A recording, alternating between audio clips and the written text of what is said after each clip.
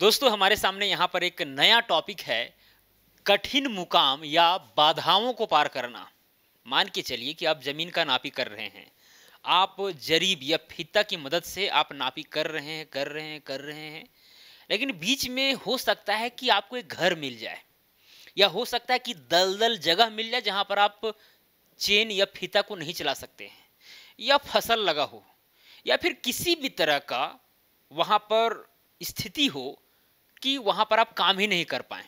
तो वैसे कंडीशन में आप नापी कैसे करेंगे, वो चीज आपको इस वीडियो में मिलने वाला है।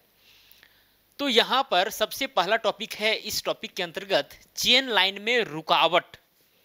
अगर आप जा रहे हैं, अगर चेन लाइन में रुकावट आ जाता है, एक हो सकता है कि घर ही हो, या फिर फसल लगा हो, या फिर वहाँ पर गाड़ी घोड़ा हो, ठीक है, बहुत सारी चीज़ें हो जहाँ पर जरी फीता पार नहीं हो रहा है। तो अगर रुकावट आ गया तो फिर हम कैसे नापी करेंगे, उस चीज़ को पहले जानेंगे, ठीक है।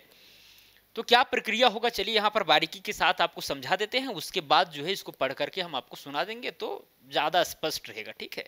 यहाँ पर देखिए दोस्तों, यहाँ पर आप देख सकते हैं कि ये जो आप वर्गाकार या फिर आयताकार कह लीजिए, हालांकि देखने में वर्गाकार ही लग रहा है, ये घर है, ठीक है। क्या है? घर है, ठीक है। और आप यहाँ पर पॉइंट ए से नापी करते करते करते करते जाना चाहते हैं कहाँ पर? पॉइंट बी तक, ठीक है। यहां से नापी करना शुरू किए हैं और इस दिशा में जा रहे हैं, लेकिन भाई बीच में जो है घर न पड़ गया है, ठीक है। अब घर पड़ गया है तो यहाँ पर घर के बीचों बीच तो भाई कोई गोली वगैरह तो है नहीं कि मारेंगे इधर से और उधर से निकल जाएगा तो नापी हो जाएगा, ऐसा वाला सिस्टम तो कुछ है नहीं, ठीक है। फीता से नापी करना है तो आप घर के अंदर अंदर कैसे करेंगे? दिक्कत है, ठीक है। तो यहाँ पर ऐसे कंडीशन में नापी कैसे किया जाएगा? तो दोस्तों सिंपल सी बात है कि आप नापी करते करते करते आइए, जहां तक आपको नापी करना है वहां तक कर लीजिए, उसके बाद स्टॉपेज वाला जो चीज है उसको भी छोड़ दीजिए, ठीक है। उसके बाद आपको क्या करना है, आप यहां पर देखिए, सबसे पहली बात देखिए, यहां आपको ऐसे अंदाजी नहीं आना है, आपको जिस पॉइंट पर पहुंचना है उस पॉइंट का भी ख्याल रखना है। जैसे यहाँ पर पॉइंट बी है तो यहाँ पर एक झंडी हम खड़ा कर देंगे। हो सकता है कि यहाँ पर आपको एक बड़ा झंडी गाड़ना पड़ जाए, ऐसा इसलिए क्योंकि भाई यहाँ पर बीच में घर है, वो झंडी तो दिखेगा नहीं। अब दिखेगा नहीं तो उसके लिए उपाय करना होगा कि आप एक लंबा बांस का डंडा ले लें और उसमें झंडी को लगा दें, एकदम परपेंडिकुलरली। परपेंडिकुलरली यानी कि लंबवत होना जरूरी है। ऐसा इसलिए क्योंकि जब तक परपेंडिकुलरली नहीं रहेगा तब तक वो सही चीज का जानकारी नहीं दे पाएगा। जैसे कुल मिलाकर के अगर देखा जाए, अगर आप अपना हाइट नापते हैं, हाइट यानी ऊंचाई, यहाँ पर मान के चलिए एक व्यक्ति खड़ा है और अगर ये हाइट नापना चाहे तो कैसे नापेगा? परपेंडिकुलरली यानी कि सीधा नापने का प्रयास करेगा या फिर इधर से ऐसे करके नापेगा? स्वाभाविक है कि सीधा ही नापेगा। जो स्मॉलेस्ट डिस्टेंस होगा वही एक्चुअली उसका ऊंचाई होगा। अगर इस तरह से तिरछा करके नापेगा तो पता चलेगा कि वो आदमी 5 फीट 5 इंची का है, तो ऐसे नापने पर 10 फीट 10 इंची का आ रहा है। ऐसा भी तो हो सकता है, ठीक है। इसीलिए एकदम लंबवत होना चाहिए, टेढ़ा मेढ़ा नहीं होना चाहिए। लंबवत कहने का मतलब कि यहाँ पर ये जो फर्श है उसमें वहां पर 90 डिग्री का एंगल बनना चाहिए, 90 डिग्री का। पूरा पूरी तो यहाँ पर ये वाला एंगल 180 डिग्री होता है, तो आधा 90 डिग्री, तो आधा 90 डिग्री का होना चाहिए। उसी तरह से लंबवत यहाँ पर कहने का मतलब हुआ कि यहाँ पर 90 डिग्री का एंगल जो है इस फर्श के साथ इस झंडी के जो डंडा है होना चाहिए। ओके, यहां तक समझ आ गया। तो यहां से अमीन का काम है कि अमीन यहां पर रहेंगे और अमीन क्या करेंगे, मान के चलिए लीडर जो है, जो जरीब को आगे पकड़ता है उसको हम लोग लीडर कहते हैं, और जो पीछे पकड़ता है उसको हम लोग फॉलोवर कहते हैं। तो अमीन का काम है कि लीडर को देखे और साथ में जो जहां पर जाना चाह रहा है अमीन उसको देखे, मिलावे कि एक सीध में है कि नहीं है। नहीं है तो फिर आगे पीछे होने के लिए कहेगा, या फिर ऐसा काम फॉलोवर भी कर सकता है। पीछे फॉलोवर है, आगे लीडर है, तो फॉलोवर जो है अगला झंडी को देखेगा, इस झंडी को, और बोलेगा ठीक है कि बीच वाला जो ये लीडर है वो सही जरीबी लाइन में आ रहा है कि नहीं आ रहा है, ठीक है। तो उसके अनुसार वो दायां बायां होने के लिए कहेगा। देखिए एक चीज ध्यान दीजिएगा, यहाँ पॉइंट ए से पॉइंट बी तक जो आपको ये लाइन दिख रहा है ना, इसको हम लोग जरीबी लाइन कहते हैं। क्या कहते हैं? जरीबी लाइन। इंग्लिश में, अगर इंग्लिश में कहा जाए तो इसी चीज को हम लोग चेन लाइन कहते हैं। और ये लाइन आपको जमीन पर नहीं दिखने वाला है, ये काल्पनिक लाइन है, कल्पना केवल करते हैं। लाइन लाइन हम यहाँ पर कहते हैं तो ऐसा नहीं समझिए कि जमीन पर वो लाइन मिलेगा नापी करना है, ऐसा बात नहीं है भाई। बस ये काल्पनिक लाइन है, आपको काम करना है। मतलब यहाँ पर ये पॉइंट ए था, यहाँ पर कोई मुस्तकिल था और यहाँ पर कोई मुस्तकिल है, हमें नापी करना है। तो जो नापी करने वाला जो रेखा होगा, जो काल्पनिक रेखा होगा, लाइन होगा, उसी को हम लोग जरीबी लाइन कहते हैं। ठीक है, चलिए तो यहाँ से दोस्तों जो अमीन है या लीडर फॉलोवर जो भी हैं, पॉइंट ए से जो है सी के पास पहुंच गए हैं। ठीक है, जरीबी लाइन पर ही मौजूद है कौन, पॉइंट सी। ओके, चलिए अब पॉइंट सी पर पहुंचने के बाद चूंकि यहां पर एक बाधा उत्पन्न हो गया है, घर आ गया है, तो इसके लिए हमें क्या करना पड़ेगा, या तो लेफ्ट मुड़ करके इधर जाना होगा या तो फिर राइट मुड़ करके इधर जाना होगा, आपकी सुविधा अनुसार, जिधर सुविधा लगे। यानी घर के इस ओर खाली स्थान है, अच्छा जगह है नापी करने लायक, तो इधर ही बढ़िए तो बेहतर होगा। अगर इधर है बायां साइड तरफ तो उधर से आप नापी कीजिएगा, आपकी इच्छा है, कोई दिक्कत नहीं है। केवल एक तरफ का नियम समझ लीजिए, दूसरा तरफ का वही होगा। तो दोस्तों करना क्या है, यहाँ पॉइंट ए से पॉइंट सी तक पहुंचे, पॉइंट बी को मिलाते हुए, यहाँ तक तो कोई दिक्कत नहीं है। अब सी से या तो आप बायां जाएं या तो फिर दायां जाएं, आपको ध्यान देना है कि वहां पर 90 डिग्री का एंगल बनना चाहिए, टू बी 90 डिग्री। ओके, समझ में आ रही है ना, यानी 90 डिग्री का एंगल बने और जो है आपको यहां पर आना है। और 90 डिग्री एंगल बनाने के आपके पास कुछ विधियां हैं, या तो आप रेक्टेंगल की मदद से बनाइए या फिर जो ट्रिपलेट है पाइथागोरस का उससे बनाइए। ट्रिपलेट आप लोग जानते होंगे, जैसे सबसे जो छोटा ट्रिपलेट है वो 3 4 5 है। यहाँ पर जो 5 है वो विकर्ण यानी कर्ण को बता रहा है, ठीक है, और ये जो 3 4 है आधार को बता रहा है। मतलब कि अगर आपको समकोण बनाना हो कुल मिलाकर के त्रिभुज के माध्यम से, तो जैसे ये देखिए, अगर यहाँ पर ये वाला हम ले लिए 4 मीटर और ये वाला है 3 मीटर और ये वाला है 5 मीटर, तो ये गारंटी है कि 3 मीटर और 4 मीटर की जो भुजाएं हैं उससे यहाँ पर 90 डिग्री का एंगल बनेगा। अगर यहाँ पर 3 4 5 आ रहा है तो ठीक है। इसी तरह से बहुत सारे ट्रिपलेट होते हैं, या फिर मान के चलिए त्रिभुज थोड़ा सा बड़ा है, ठीक है, आप ले लीजिए यहाँ पर 8, ठीक है, और यहाँ ले लीजिए 6 और यहाँ पर ले लीजिए 10, यानी कि 6 मीटर 8 मीटर 10 मीटर का बनाएंगे तो ये भी ट्रिपलेट है। तो यहाँ पर भी 90 डिग्री का एंगल बनेगा जो 6 8 के बीच में रहेगा। 10 जो सबसे लंबी भुजा है वो भी कर्ण रहता है, ये आप लोग जानते हैं, ठीक है। और स्क्वायर करके देख सकते हैं, 10 का स्क्वायर करेंगे तो 100 होगा, 6 का स्क्वायर करेंगे तो 36 होगा और 8 का स्क्वायर करेंगे तो 64 होगा। तो 64 प्लस में 36 हो गया 100, और इसका भी स्क्वायर कर रहे हैं तो 100। ऐसा इसलिए ये पाइथागोरस का प्रमेय कहता है कि जो हाइपोटेनियस का स्क्वायर है वो बेस का स्क्वायर यानी कि आधार का स्क्वायर प्लस में परपेंडिकुलर का स्क्वायर यानी कि लंब का स्क्वायर होता है। तो बस इसी के आधार पर आपको काम करना है, ठीक है।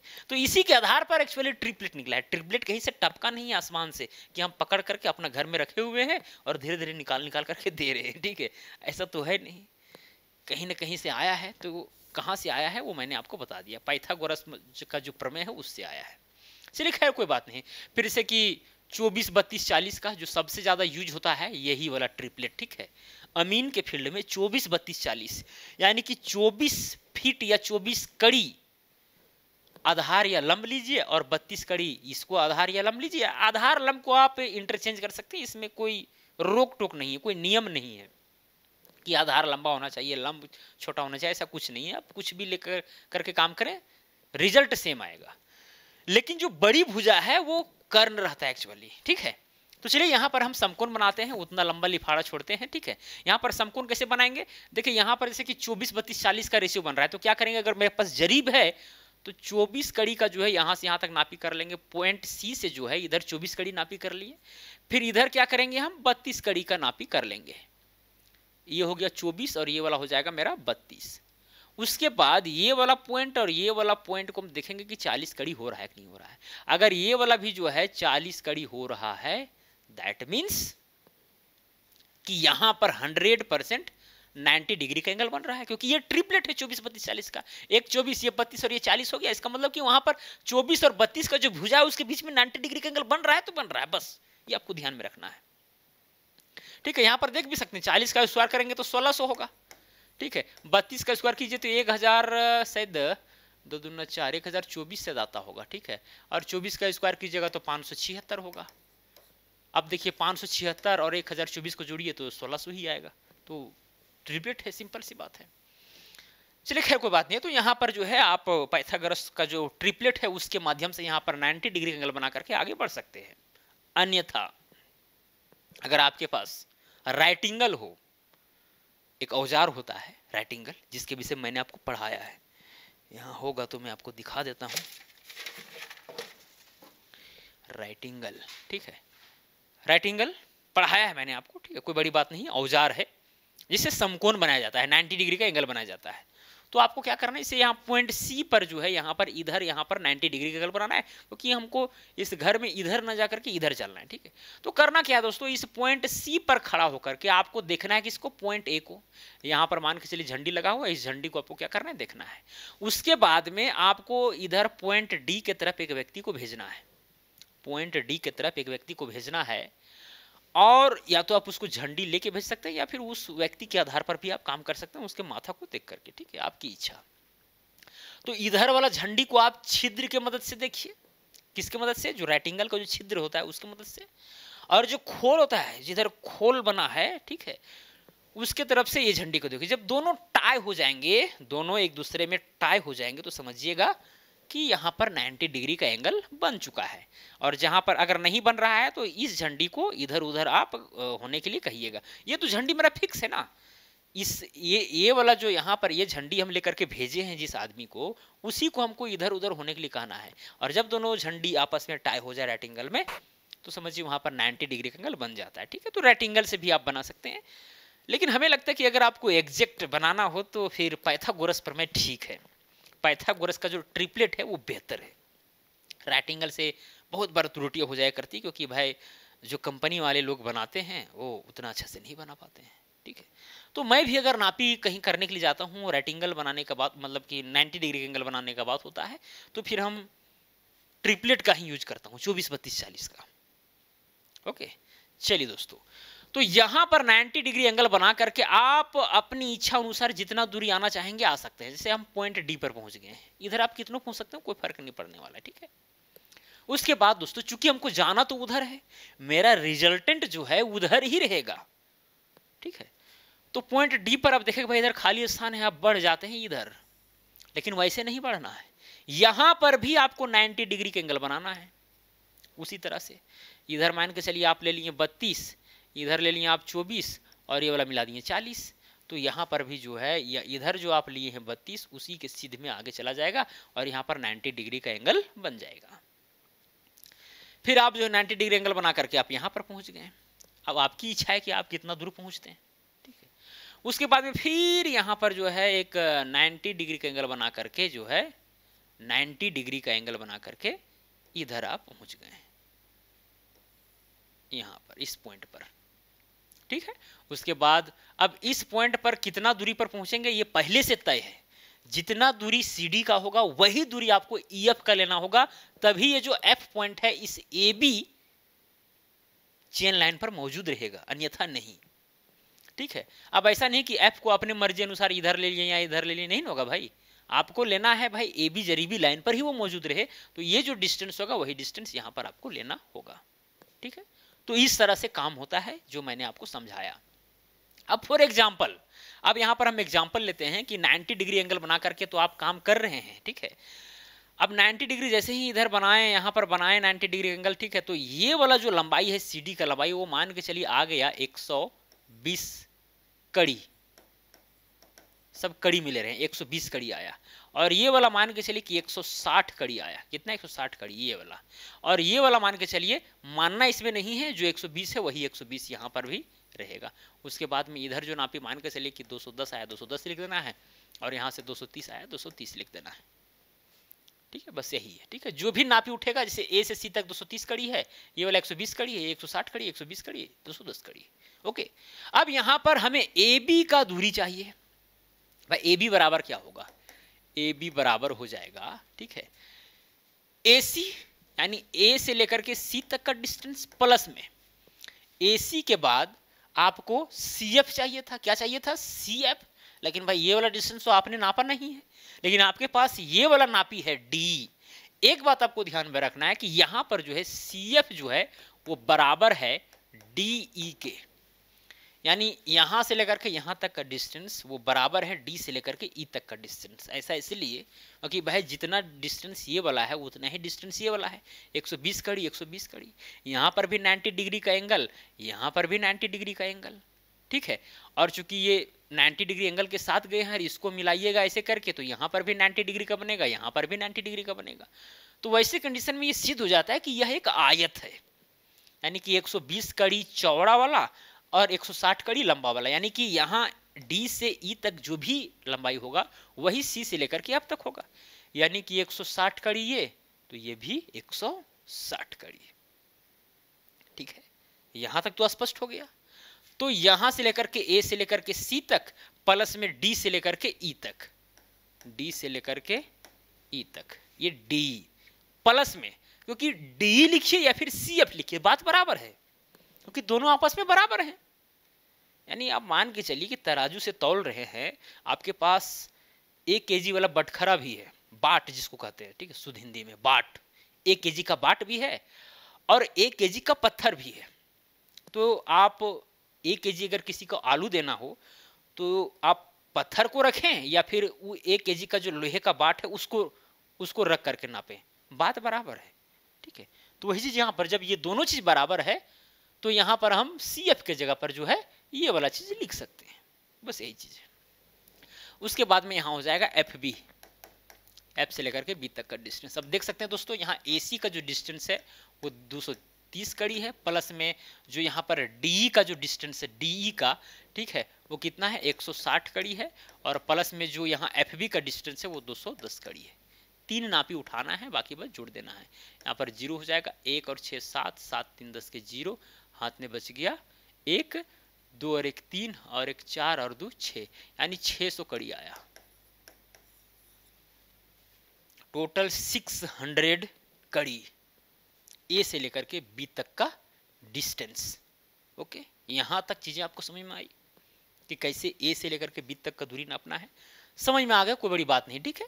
ये वाला जो डिस्टेंस आपने नापा है वो इसलिए नापा है कि भाई जितना इधर लेंगे लिए हैं या आया है उतना ही होना चाहिए, इसका हालांकि उस पर कोई काम नहीं हो रहा है लंबाई निकालने में, क्योंकि भाई इधर वाला लंबाई है ना, इधर वाला हमको चाहिए ये वाला लंबाई, इधर वाला जितना भी आ जाए, तो एक ये वाला है, एक ये वाला है, एक ये वाला है। चलिए, तो मुझे उम्मीद है कि आप समझ गए होंगे और आपके हाथ में कॉपी और पेन जरूर होगा, इस चीज को आप नोट भी कर रहे होंगे। चलिए खैर कोई बात नहीं। अब दोस्तों यही चीज जो है यहाँ पर लिख करके आपको समझाया गया है, जो मैंने अभी तक बताया बस वही चीज लिख करके समझाया गया है और कोई बड़ी बात नहीं है। लिखा गया है, मापी करते समय यदि जरीबी लाइन के सामने नदी, तालाब या छोटी पहाड़ी आदि पड़ जाए जिसकी चौड़ाई 1 जरीब से अधिक हो तो रस्सी फैलाकर उसकी दूरी माप लेंगे। यदि रस्सी द्वारा भी यह संभव ना हो सके तो निम्नलिखित तरीके से मापी करेंगे, ठीक है। तो ये सब नापी तब किया जाता है जब संभव ना हो फीता या जरीब से नापी करने के लिए, संभव ही ना हो, ठीक है, या फिर अगर संभव हो भी तो फिर लंबा प्रक्रिया लग जाए तो फिर इस विधि से आप काम कर सकते हैं, कोई दिक्कत वाली नहीं है। कुल मिलाकर के बाधा उत्पन्न हो जाता है तो कैसे करना है आप समझ सकते हैं, कोई बड़ी बात नहीं है, ठीक। तो यहां पर दोस्तों लिखा गया, मान लिया कि चित्र संख्या इतना में A स्थान से B स्थान तक की सीधी दूरी नापना है, A से लेकर के B तक, ठीक है, परंतु बीच में एक मकान या किसी तरह का ऊंचा स्थान पड़ जाता है। ये वाला देखिए, एक मकान या ऊंचा स्थान पड़ गया, कोई टीला वगैरह जैसा, ठीक है, जिससे जरीब सीधी नहीं जा सकती, तो A से B तक की दूरी इस प्रकार ज्ञात करेंगे। अब A से B तक का जो डिस्टेंस है वो देखिए इस तरह से ज्ञात करेंगे। क्या है, AB लाइन पर ऊंचे स्थान से उतनी दूरी खड़े होंगे, ठीक है, जहां से B झंडी मालूम हो, यानी कि जो है यहां पर A से भाई यहां पर चले जाएंगे और B का झंडी मालूम होना चाहिए, ये चीज वहां पर कहा जा रहा है। तो C पर खड़े होकर B झंडी को देखते हुए D की ओर एक आदमी को भेजकर C रेक्टेंगल द्वारा जो है समकोण बनाया, यानी यहाँ पर पॉइंट C में यहाँ जो है रेक्टेंगल बनाया गया, बस यही बात है यहाँ पर, ठीक है। उसके बाद फिर बोला गया कि यहाँ पर रेक्टेंगल बनाया गया, फिर यहाँ पर रेक्टेंगल बनाया गया, फिर आगे बढ़ा गया, बस यही चीज़ यहाँ पर जो है लिखा गया है। अब इसको आप पढ़ करके देख सकते हो, कोई बड़ी बात नहीं है, ठीक है। फिर लास्ट में लिखा गया, इसीलिए AB जरीबी लाइन की दूरी बराबर हो जाता है जो ए बी जरीबी लाइन है, जो चेन लाइन है, उसका डिस्टेंस होता है AC plus D, AC plus D plus FB। बस वही चीज यहाँ पर जो है लास्ट में लिख दिया गया है। FB हुआ, और इसी तरह जरीबी लाइन के बीच रुकावट की दूरी ज्ञात करेंगे। ठीक है, तो इसी तरह से दोस्तों यहाँ पर जो है जब जरीबी लाइन में रुकावट हो जाता है, चेन लाइन में जब रुकावट हो जाता है, तो नापी किया जाता है। और मुझे उम्मीद है कि आप समझ गए होंगे। तो चलिए दोस्तों, मुझे उम्मीद है कि आप दोनों टॉपिक को सही ढंग से समझे होंगे। आज के लिए इतना ही, अब मिलेंगे अगला वीडियो में। जय हिंद, वंदे मातरम।